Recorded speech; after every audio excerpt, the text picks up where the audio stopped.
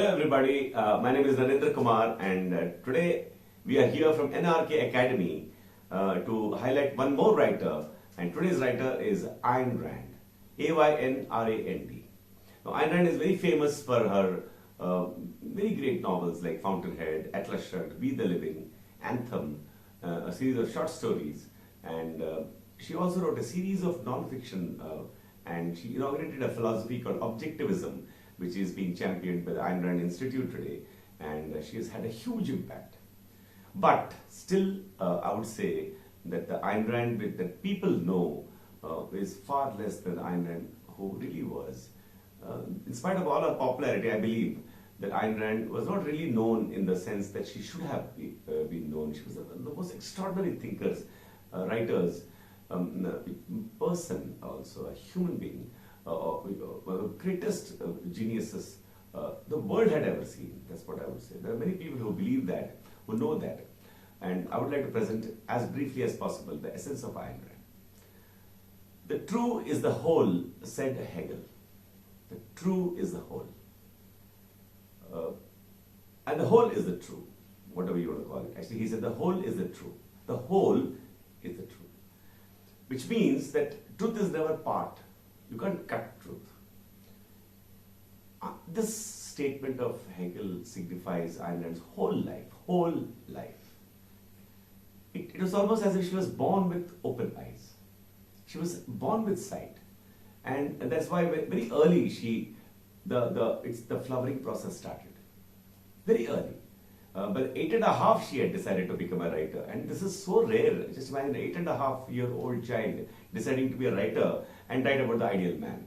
When she was younger than that, she had discovered romantic literature, and she fell in love with that. That love was very deep. It was not just romantic literature that she fell in love with. She was in love with man, the heroic being. Man, the heroic being, had a far deeper, greater, wider application for Ayn Rand as a seed from the beginning itself. It was like she fell in love with man. That's it. She saw the possibility and she said, why should this possibility not be there in the world? Why should we live in any other way other than a heroic life? It was certain to her. Certain. She saw a hero in the early novel, in the early adventure stories, and she understood this is the essence of man. This essence, capturing the essence, catching the essence, was a remarkable ability of Ayn Rand. Whatever she dealt with, whether it was writing, whether it was her research in architecture for Fountainhead, whether it was the aesthetics, her thoughts on aesthetics, or on the deepest principles of thinking, or ethics, or politics, or analyzing news events, she would get at the essence very fast. Why would a mind get at the essence very fast? It has to be a simple mind, an innocent mind, a deep mind, a clear mind, an honest mind. Ayn Rand was very famous in that statement. She said that my perspective as a creator should not be how great I am. No, that is not the primary perspective. But how true this idea is and how clear, if only people were honest enough to face the truth. I feel that was almost like the essence of Ayn Rand. She was so honest.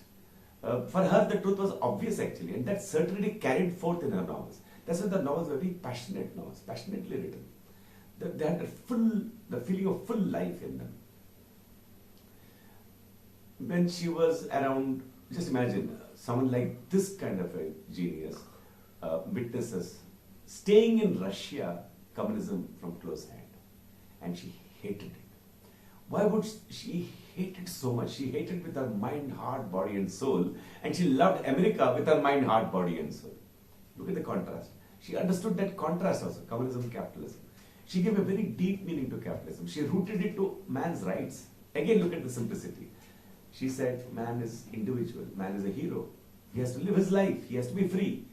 And that is his moral right.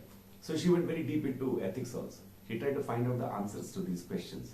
She had a wonderfully explorative mind, but that seed was already laid. So the whole of Ayn Rand's life was a flowering of the whole of her philosophy, objectivism, and that she concretized in two wonderful novels, Fountainhead and Atlas Shrugged. I won't give you the plot of Fountain or Atlas Shrugged. Definitely not Atlas Shrugged. It's a highly suspenseful novel. For me to do that would be to spoil the novels. But I'll tell you one thing. It's about heroes. It's about living. It's about how we have to live our life. And that is the reason why the commonest person understood Ayn Rand. Who doesn't want to live a happy life? Everybody wants a happy life, especially when young. They don't become cynical too fast.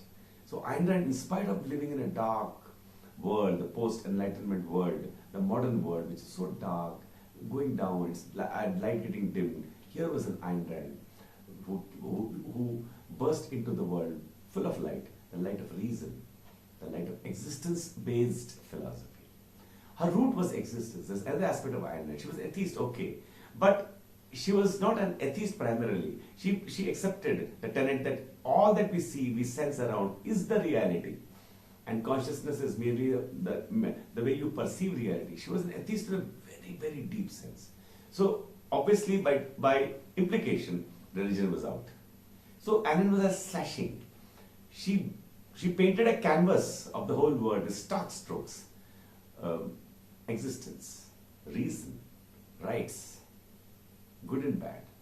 And in the good and bad issue, she came out with a provocative, the virtue of selfishness. Selfishness, plain selfishness. Many people are confused about this Ayn Rand's virtue of selfishness, but what she meant was, don't sacrifice your life to others. Be self-respectful, self-confident, have a self-esteem. In fact, self-esteem was her supreme values, one of the three supreme values, the other ones being reason and purpose. So a man who is thinking is obviously goal-directed. He is purposive. So the purpose of life is to have a purpose. You must have a purpose. You must lead your great life. You must be joyous. And she felt joy was the natural state of man. So suddenly the whole thing, Ayn Rand's philosophy is such a thing that the highest genius and the most common person would find it, both together would find it similar. And that was the humanity of Ayn Rand, the deep humanity of Ayn Rand. She was at once simple, but was able, and maybe that's why she was able to cut through and get at the truth of the most complex ideas. And I personally believe her greatest achievement was the how she called it. Don't bother examining a folly, see the results, she says. See the way the thinking has been done. If the how is correct, the result has to be correct. What does it mean to call it a how? How do you arrive at a truth? You arrive at the truth by wanting the truth, by looking for the truth, being honest, being rational. And when you do that, you will see that truth is a whole. W-H-O-L-E. It's a whole thing. Okay. So existence is whole. The true is a whole. Now, Ayn Rand's books, the novels especially, had a combination of two things always.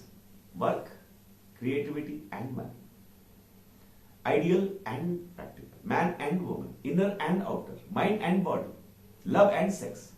They were a combination of things. She would never separate the material and the spiritual.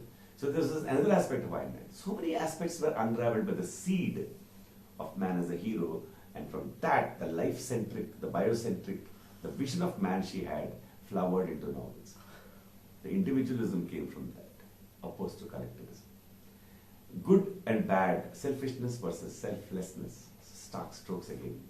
Romanticism versus naturalism. She said, we must have fiction which is romantic. Ayn Rand's books are very romantic. Not just the romance between man and woman, but the romantic, the uplifting view of life. That's why she said, even religious concepts have a place in a man's life. Sacredness of happiness, exaltation of man's self-esteem, reverence for life. These are the beautiful concepts of Ayn Rand. At once simple, at once complex. That was a genius of Ayn Rand. She gifted the world with truth, and she fashioned them with great novels. So this is a brief introduction. I've just touched upon Ayn Rand's essence with the core of man as a heroic being, life as being sacred, reason as being the way by which you reach truth, existence as the base. And this certainty also has come to me because of Ayn Rand. I discovered Ayn Rand when I was 24, and it changed my life, as it has changed billions of people. Even the great leaders, most of the great geniuses have been influenced by Ayn Rand. Ayn Rand was a phenomenon who is going to be understood and re-understood for centuries to come, because he held the truth. The whole is the truth. So that's all for today about Ayn Rand, one of my favorite authors, and we'll come again with another writer. Thank you so much. I'm Narendra Kumar and we are from NRK Academy.